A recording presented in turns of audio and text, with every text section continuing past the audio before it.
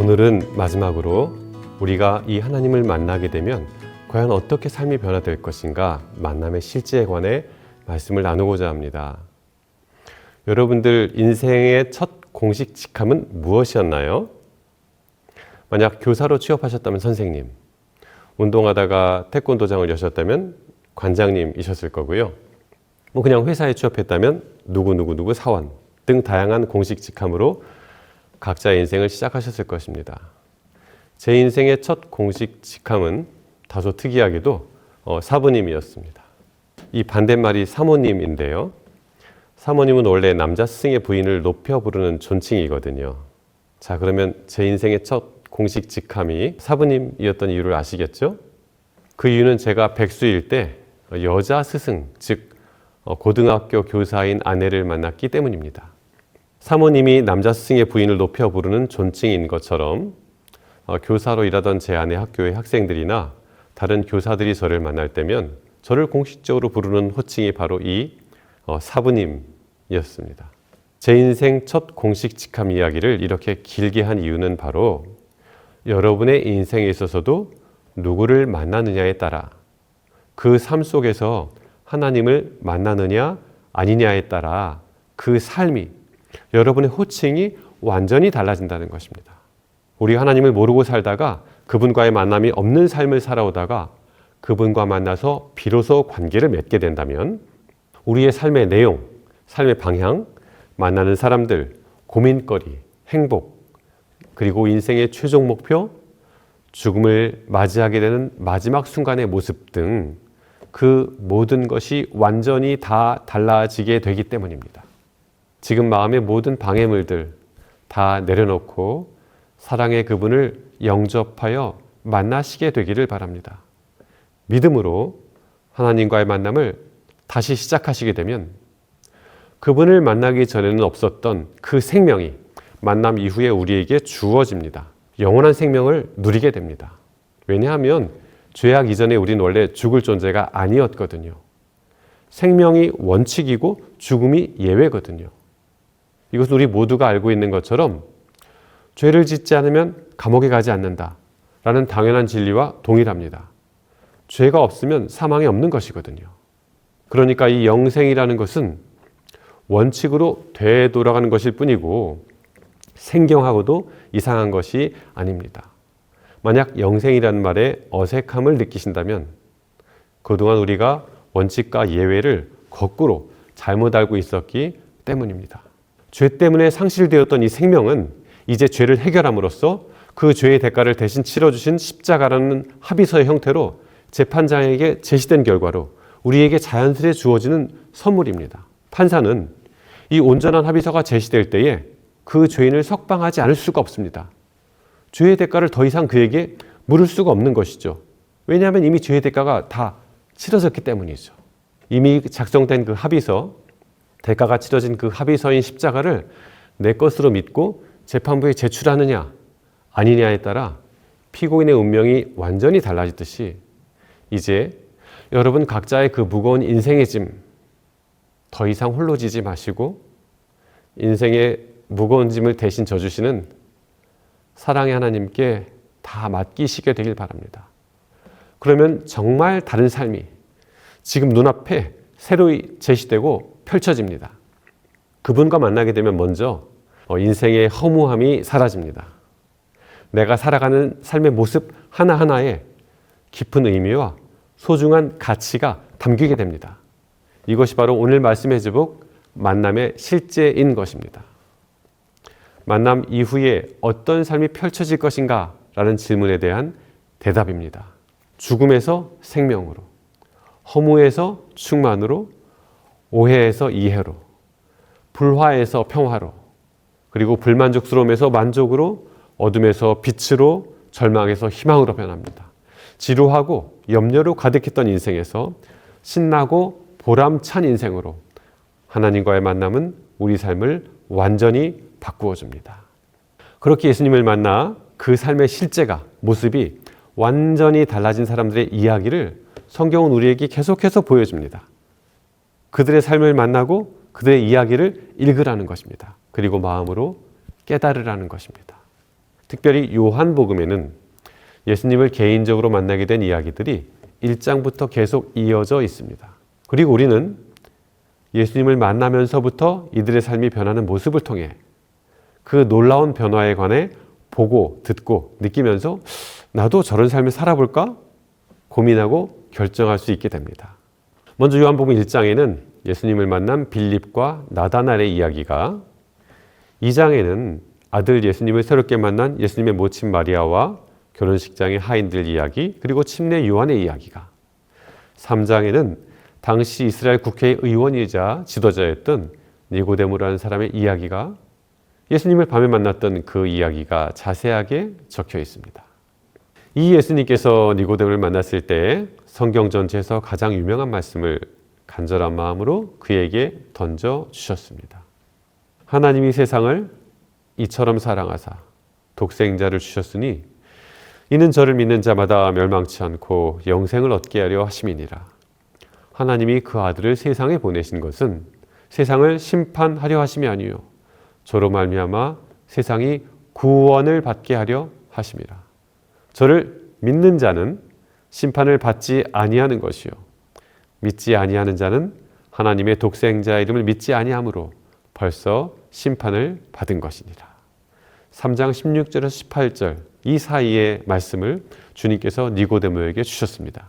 그리고 4장에서는 이 세상에서 사회적으로 버림을 받았고 이에 5번 이상 그 남편을 바꾸면서까지 자신의 행복을 추구하려 했던 사마리아 여인과도 만나주셨으며, 5장에서는 예루살렘의 연못 중 하나인 베데스다에서 38년 동안 질병으로 고생하고 있는 사람을 만나 그 질병과 함께 인생 문제도 같이 해결해 주셨습니다.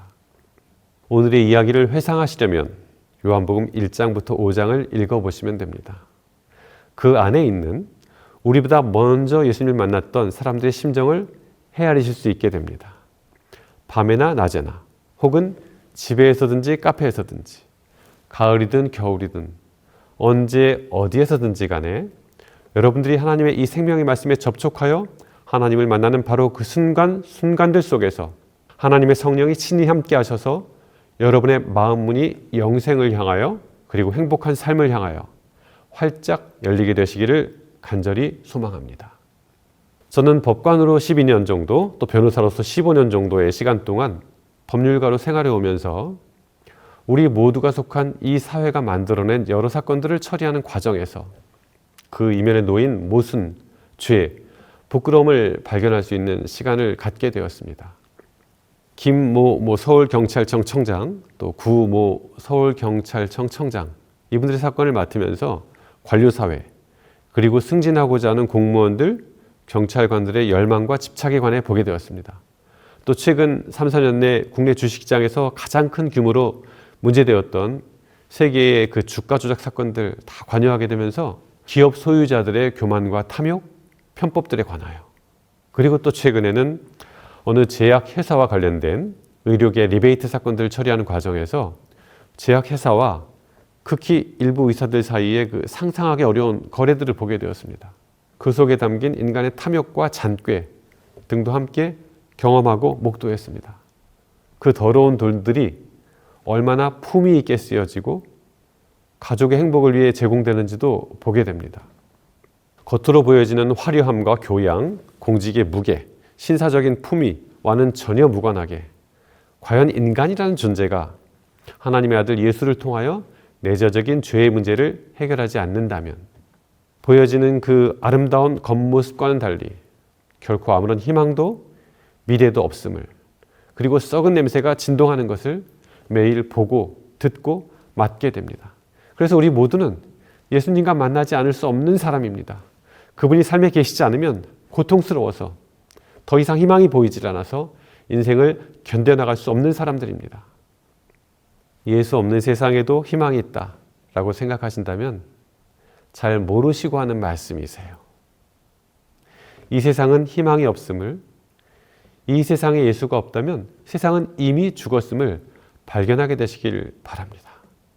오직 이 예수님께만 희망이 있고 이 희망이 있음을 너무 늦지 않게 알게 되시길 간절히 소망합니다. 1920년대 겨울 서울에 한 인력거꾼이 살고 있었어요. 그의 아내는 병에 걸린 지 한 달이나 되었지만 약을 먹어본 적이 없어요. 그 이유는 병이란 놈에게 약을 주면 제비를 붙여서 잡고 온다, 이런 그의 신념 때문인 것 같지만 실상은 약을 살 돈이 없었기 때문이죠. 그러던 어느 하루 이 인력거꾼에게 갑자기 손님들이 끊이지 않고 계속 이어졌어요.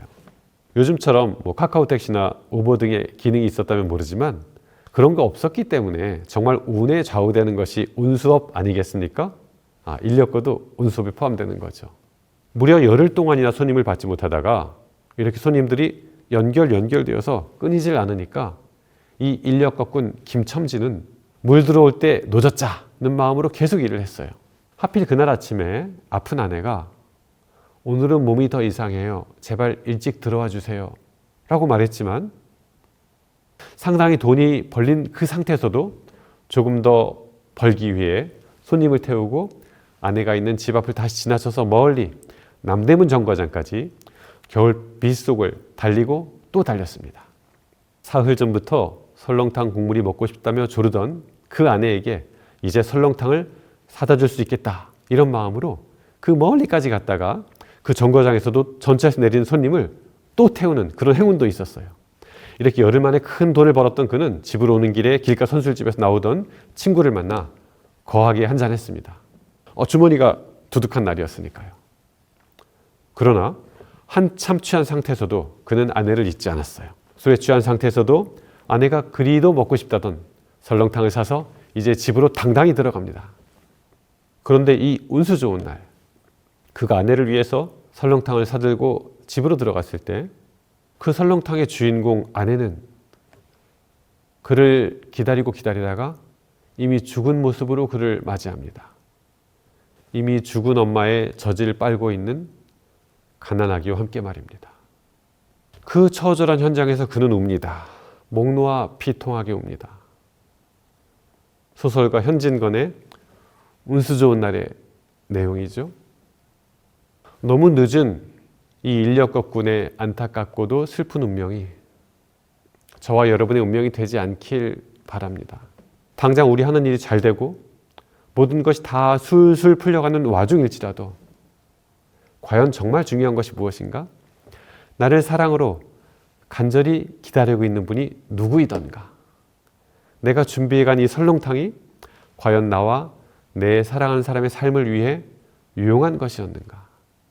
이 인력거꾼은 너무 늦었지만 저와 여러분은, 우리와 하나님과의 개인적인 만남은 너무 늦지만은 않게 되었으면 합니다.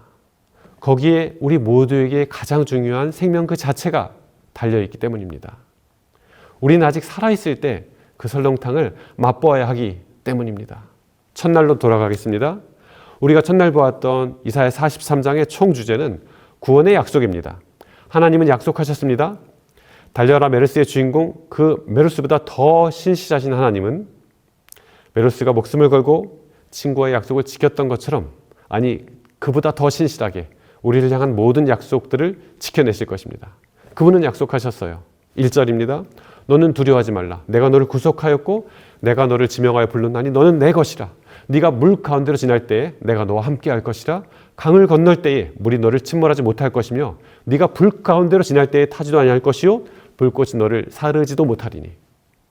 대저 나는 여호와 네 하나님이요 이스라엘의 거룩한 이요 내 구원자이다 라고 약속하셨습니다.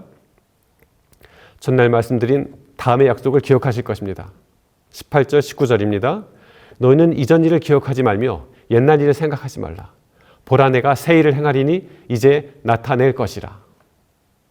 사랑하는 여러분, 이제 과거의 상처, 좌절감, 분노와 억울함, 나를 여전히 찌르고 있는 그것들 기억하지 마십시다. 옛날 일 생각하지 마십시다. 우리는 이제 새 일을 행하실 사랑의 그분을 믿음으로 이미 만나지 않았습니까? 그 만남으로 상처를 모두 다 덮도록 그렇게 해요. 그분이 곧 나타내실 그 일을 기대하면서 구원받은 이후 우리 모두가 느끼게 될 그 새로운 세상을 꿈꾸면서 앞으로 나아가게 되시길 간절히 바랍니다.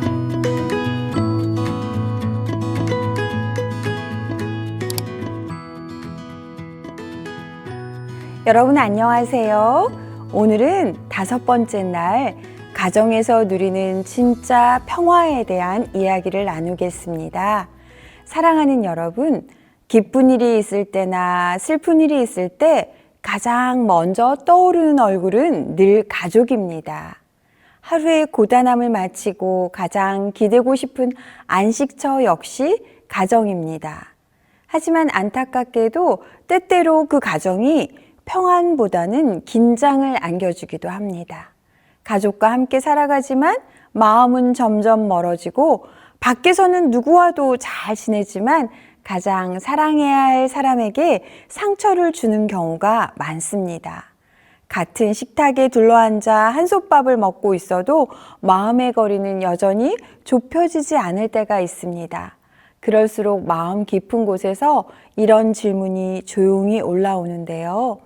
우리 가정 안에서 정말 진짜 평화를 누릴 수는 없을까? 사랑하는 여러분, 하나님은 우리가 가정을 통해 사랑을 배우고 가정을 통해 하늘의 평화를 맛보길 원하십니다.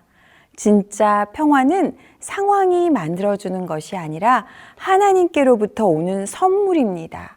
그리고 그 평화는 우리의 가정 안에 흘러갈 수 있습니다. 오늘 말씀을 통해서 하나님이 주시는 참된 평화가 우리 가정에 어떻게 찾아오는지 그리고 어떻게 머물 수 있는지 함께 나누기 원합니다. 가정에서 누리는 진짜 평화, 오늘 그 회복의 여정을 함께 시작해 보실까요? 먼저 성경 말씀 요한복음 14장 27절을 함께 읽겠습니다. 평안을 너희에게 끼치노니 곧 나의 평안을 너희에게 주노라. 내가 너희에게 주는 것은 세상이 주는 것과 같지 아니하니라. 너희는 마음에 근심하지도 말고 두려워하지도 말라. 또 시편 29편 11절에는 이렇게 약속하십니다. 여호와께서 자기 백성에게 힘을 주시며 여호와께서 자기 백성에게 평강의 복을 주시리로다.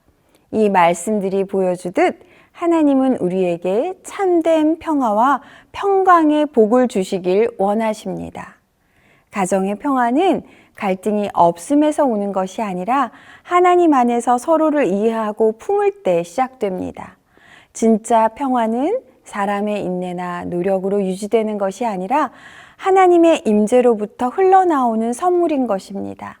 지금 여러분의 가정에 지금 평화가 머물고 있나요? 아니면 무거운 침묵이 흐르고 있나요? 나는 가족을 이해하려고 애쓰고 있나요? 아니면 내 마음만 이해받길 원하고 있나요? 오늘 하나님의 평강을 여러분의 가정 안으로 초대하십시오. 그분의 평화가 마음과 관계를 새롭게 하실 것입니다. 집안이 조용하다고 해서 평화로운 것은 아닙니다.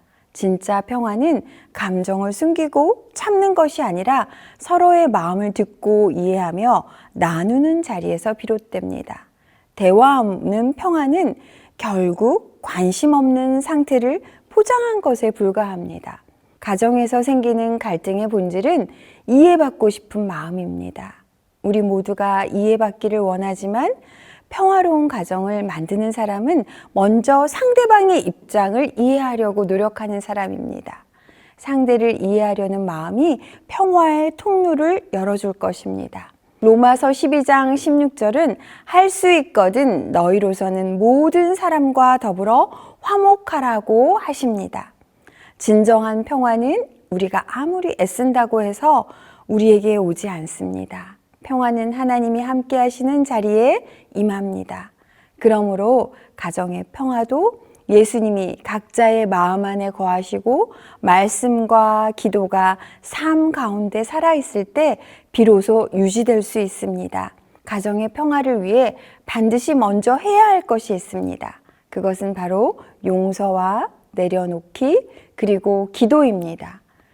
오래된 오해를 풀 용기, 서로를 위해 양보하고 내려놓음, 그리고 내 뜻보다는 하나님의 뜻을 구하는 기도가 있을 때 비로소 평화가 가정 안에 찾아옵니다.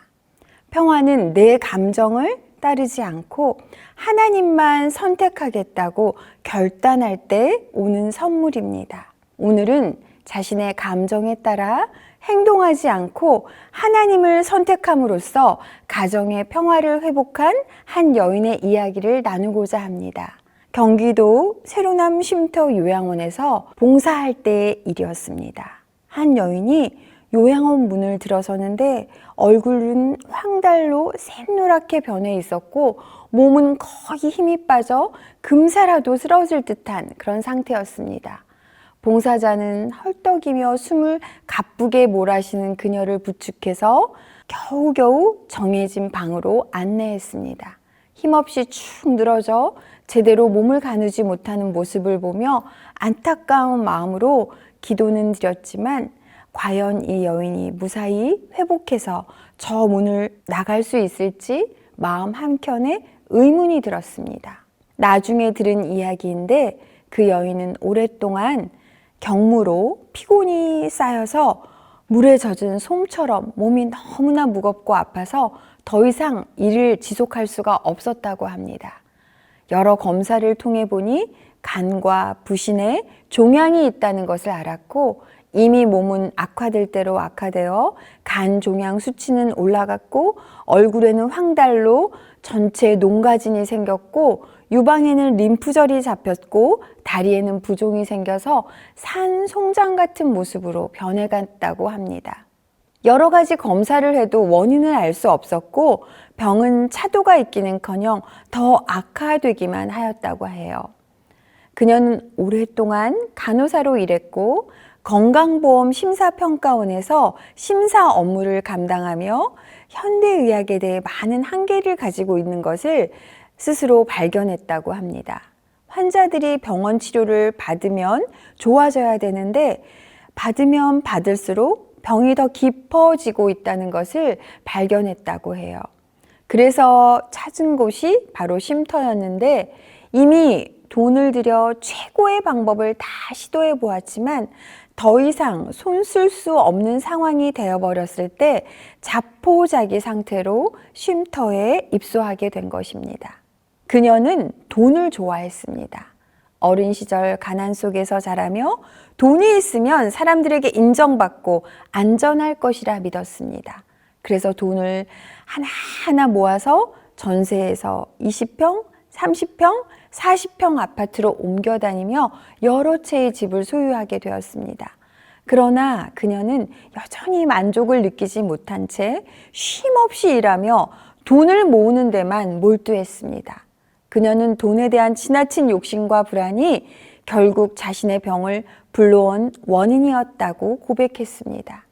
또한 그녀는 남편과 자녀, 시댁 어른들에 대해서도 늘 불만을 품고 좋지 않은 면만 바라보며 험담과 원망을 쏟아냈다고 합니다. 그녀의 마음속에는 평안이 자리할 틈이 없었습니다. 그녀의 집에는 늘 고성이 오고 가고 다툼이 일상이 되었으며 평화는 찾아볼 수 없었습니다. 그러던 어느 날 그녀는 자신의 지난 삶을 되돌아보니 깊은 한숨을 내쉬었다고 해요. 생각해보니 그녀의 입술에서 나온 말들은 대부분 돈 이야기를 하거나 남을 헐뜯는 말들이었다고 합니다. 나름 내가 열심히 산다고 했는데 어쩌다 내 인생이 이렇게 비참하게 됐을까? 그녀의 마음에는 깊은 후회와 슬픔이 밀려왔습니다. 그러나 성경의 원리를 배우고 기도하는 법을 쉼터에서 새롭게 익히면서 지금까지 내가 살아왔던 삶의 방식을 버리고 하나님이 가르쳐 주신 길을 따른다면 내 삶도 새로워질 수 있겠구나. 그녀의 마음에 처음으로 작은 희망의 불빛이 켜졌습니다. 그녀는 마음 깊이 결단했습니다. 하나님의 음성이 들리면 즉시 순종하겠습니다. 예수님만 선택하겠습니다. 그녀에게 죽고 사는 문제는 이제 아무런 두려움이 되지 않았어요. 설령 다시 건강을 회복한다고 해도 예전처럼 하나님 없이 살고 싶지 않다고 하였습니다. 그녀는 결심했습니다. 이제는 아이처럼 처음부터 다시 배우자. 무엇을 먹고 어떻게 생각하며 어떻게 기도해야 할지를 새롭게 배웠고 하늘의 사고방식으로 삶을 재정비하기 시작했습니다. 부정적인 생각이 들어올 때마다 예수님께 전심으로 매달렸습니다. 그때마다 그녀의 마음은 점점 부드러워졌고 다른 사람의 아픔을 공감하고 이해할 수 있는 사랑이 생기는 것입니다. 감정을 다스리지 못해서 불안할 때마다 기도하고 찬양을 하면 거센 파도가 잦아들듯 마음이 차분히 가라앉는 것을 경험하게 되었습니다. 그녀가 새롭게 배운 삶을 계속 실천하자 조금씩 몸과 마음의 놀라운 회복이 일어나는 것입니다. 마침내 건강을 회복하고 집으로 돌아갔을 때 가족들이 먼저 그녀의 변화된 모습을 알아차렸습니다. 이전에는 남편이 집에 들어오거나 말거나 인사조차 하지 않았고 월급날에만 남편을 챙기던 그녀였습니다. 하지만 먼저 남편에게 사랑을 표현하고 감사하다고 말하며 웃음을 나누자 남편은 그녀를 볼 때 기쁨과 편안함을 느끼게 된 것입니다. 작은 변화가 가정에 큰 평화를 가져왔던 것입니다. 남편과 혹시 의견 충돌이 있더라도 예전에처럼 다투지 않고 하나님께 무릎을 꿇고 기도하며 하나님의 음성을 들었다고 해요. 그 후 지혜롭게 남편에게 다가가서 대화하니까 가정 안에 평화가 자리 잡게 되었다고 합니다. 예전에는 일이 뜻대로 되지 않으면 삐지고 화를 내며 아이들과 남편에게 상처를 주기 일쑤였는데 그 모습을 떠올리면 마음이 괜스레 가족들에게 미안해지고 이제야 이제 비로소 온전히 가족들과 대화할 수 있게 된 것이 얼마나 기쁘고 감사한지 모르겠다며 그녀가 그 모든 은혜를 하나님께 드린다고 하였습니다. 그녀가 부족했던 과거를 솔직하게 가족들에게 고백하고 용서를 구하자 가정 안에는 놀라운 변화가 일어났습니다. 남편은 따뜻한 눈빛으로 그녀를 바라보며 손을 잡아주었고 아이들은 환하게 웃으며 엄마에게 다가오기 시작했습니다. 서로의 마음을 다시 마주하며 이해하고 받아들이는 순간 그 집안에는 오래도록 사라졌던 평화와 사랑이 깃들기 시작했습니다. 말하지 않아도 느낄 수 있는 따뜻한 온기, 서로를 바라보며 감사와 기쁨을 나누는 풍경 속에서 가족은 다시 하나가 되어 하나님께서 주신 참된 회복과 사랑을 경험했습니다. 과거에는 집안이 늘 소란했고 바람잘 날 없었지만 지금은 하나님께서 그녀의 가정을 사랑과 평화로 채워주셔서 화목한 안식처로 만들어주신 것입니다. 얼마 전 부모님과 여동생 가족과 함께 여행을 갔는데 동생이 언니 이런 상황에서 형부가 어떻게 화를 안 내? 형부도 언니도 한 번도 싸우지 않네? 라고 말했습니다. 그만큼 변화된 가족의 평화로운 분위기를 동생도 느낄 수 있었던 것입니다. 하나님을 모신 가정은 이렇게 평화롭고 행복하다는 것을 삶으로 보여준 사례입니다. 삶은 고요하고 평안할 때보다 흔들리고 폭풍이 올 때 진짜 그 기초가 드러납니다. 가정도 마찬가지입니다. 사랑이 식을 때, 다툼이 반복될 때, 오해가 깊어질 때 바로 그 순간의 선택이 가정의 향방을 결정합니다. 그때의 반응이 이 가정을 무너뜨릴 수도 지켜낼 수도 있습니다.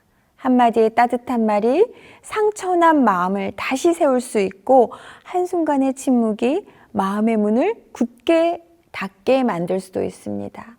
예수님은 말씀하셨습니다. 비가 내리고 창수가 나고 바람이 불어도 반석 위에 세운 집은 무너지지 않는다. 그 반석은 무엇일까요? 바로 예수 그리스도입니다. 말씀 위에 굳게 서는 삶, 믿음으로 예수님께 집중하는 태도는 우리 가정을 평화롭게 지켜줄 것입니다.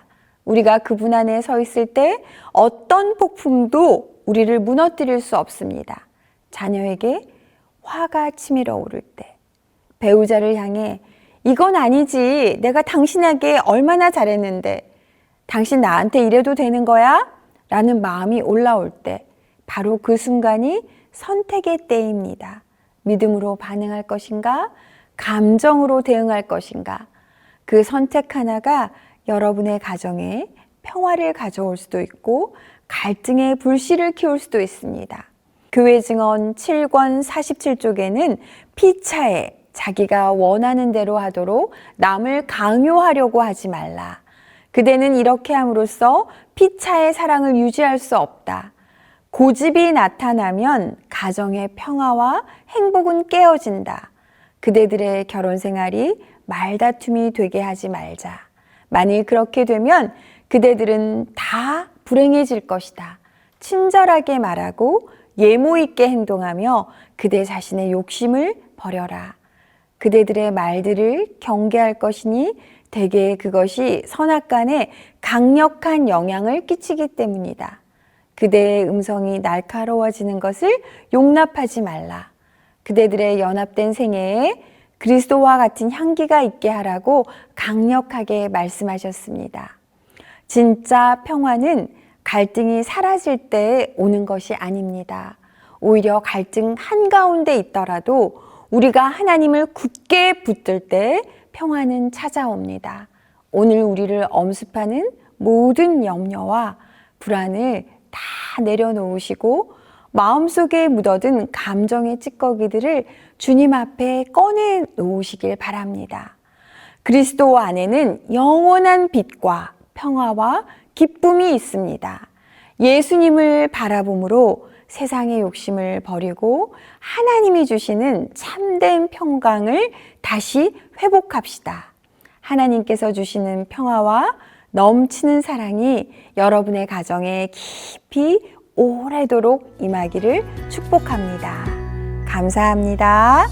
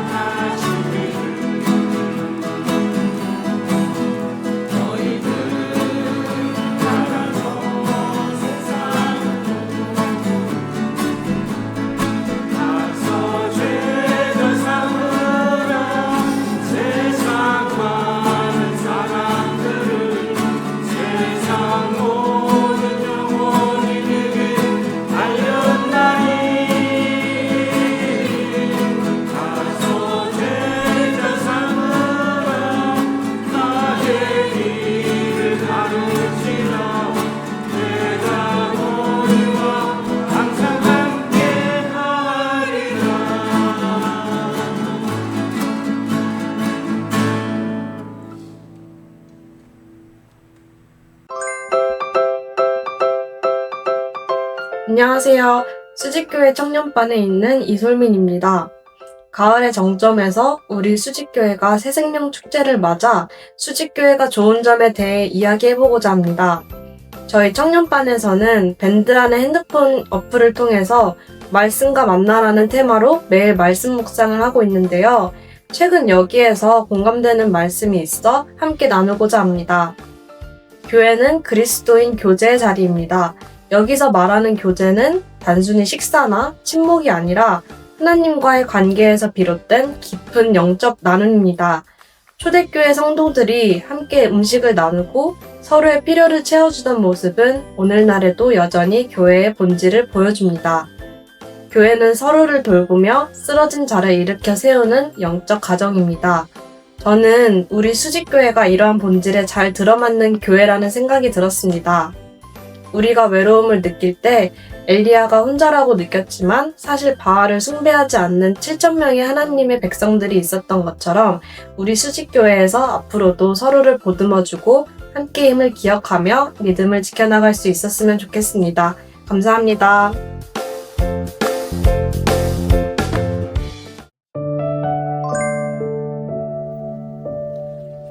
안녕하세요. 저는 이번 새생명 축제 기간을 통해 인사드리게 된 이선미입니다. 사실 저는 한동안 교회를 쉬게 되었어요. 처음엔 잠깐 쉬어야겠다고 생각했는데 바쁘다는 핑계로 이제서야 나오게 되었네요. 그동안 마음 한켠이 늘 무겁고 허전했는데 하나님께서 다시 발걸음을 이끌어 주신 것 같아요. 그리고 그동안 저를 위해 꾸준히 기도해 주신 우리 어머니께 너무 감사드리고요. 제가 교회를 쉴 때도 항상 엄마가 기도하는 걸 알기 때문에 교회를 빨리 가야지 하면서 이렇게 오게 된 것 같습니다. 교회에 다시 나오고 보니까 많은 집사님들께서 너무 신경 써주시고 편하게 대해주셔서 정말 감사해요. 모든 집사님들 덕분에 제가 적응하기 쉬웠던 것 같아요. 그리고 교회에 다시 나오고 나서 진짜 쉼이 무엇인지 알게 되는 것 같아요. 예배드리는 시간이 제게는 세상의 걱정을 내려놓고 마음이 평안해지는 참된 쉼의 시간이 된 것 같습니다. 돌아보면 지금까지 살아오면서 힘들고 어려운 일이 있을 때마다 하나님께서 항상 도와주셨던 것 같아요. 하나님의 손길이 제 삶 속에 늘 함께 하셨다는 것을 느끼게 됩니다. 그래서 지금까지 이 자리에 있게 해주신 하나님의 은혜에 정말 감사드립니다. 이제 하나님 안에서 믿음의 걸음을 한 걸음씩 나아가 보겠습니다. 저를 다시 불러주신 하나님께 감사드리고 늘 기도해 주신 우리 어머니 성도님들 너무 감사합니다.